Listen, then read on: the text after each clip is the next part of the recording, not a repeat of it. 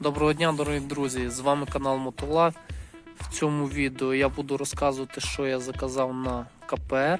Так як я предыдущий мотоцикл мав теж КПР і знаю його болячки, я на нього заказав на сайті Moto.com тросик газа, тросик сцеплення, слайдер запасний, помпу і прокладки на мотор. Потім прийде посилка, я вам все покажу і скажу, що по чому, скільки зараз коштує.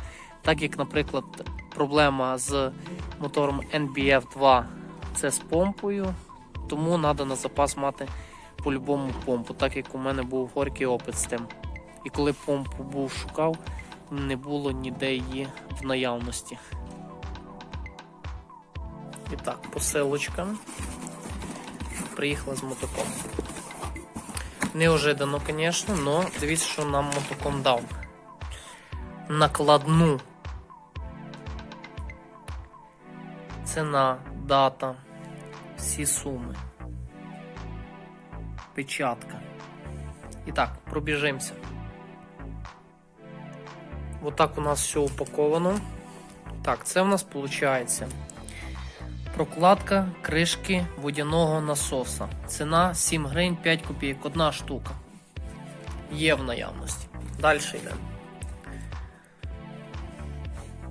Прокладка кришки двигателя. Права сторона. 42 гривня 30 копійок. Вот вона. На цій герметик так званий є. На цій нічого немає. Далі йдемо.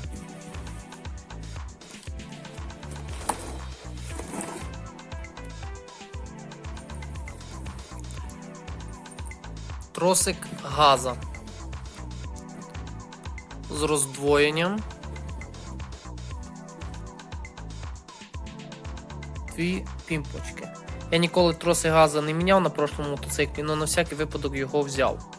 І так, по ціні в нас тросик газа 112 гривень 80 копійок. Далі йдемо. Отак виглядає слайдер. Устанавлюється він, якщо не помиляюсь, або так, або так. Коротше, я ніколи слайдер на старому мотику не міняв. На тому слайдері я проїхав уже 19 тисяч. Ну, дотепер мій друг катається і йому нічого не хибить. Коротше, ну на всякий випадок його взяв. Ціна слайдера в нас 70 гривень 50 копійок. Далі йдемо. Тросик сцеплення з кожухом.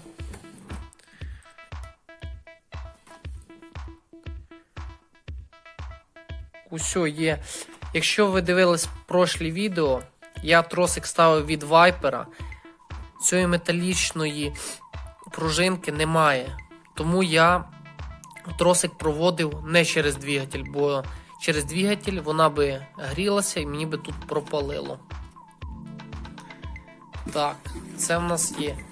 Ну і саме головне, що ми заказували, це в нас помпа. Подивіться, які цікаві у нас упаковки. Такі як пупиришки. І от вона, помпа.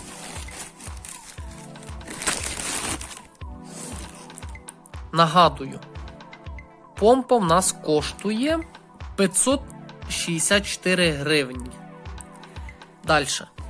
Я в прошлому відео, коли міняв помпу на старому мотоциклі, говорив, що тут і тут має бути проставочне резинове колечко.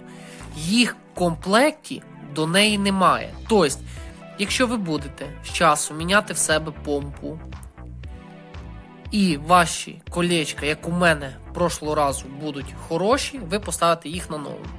А якщо вони у вас будуть ще, не дай Бог, порвані, або ще надорвані, понятне діло, їх бажано буде замінити.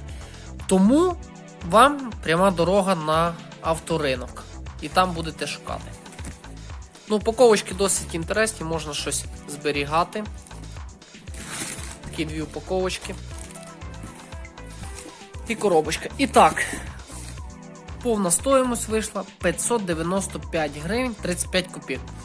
Наложкою мене вийшло 994 гривні, якщо не помиляюся.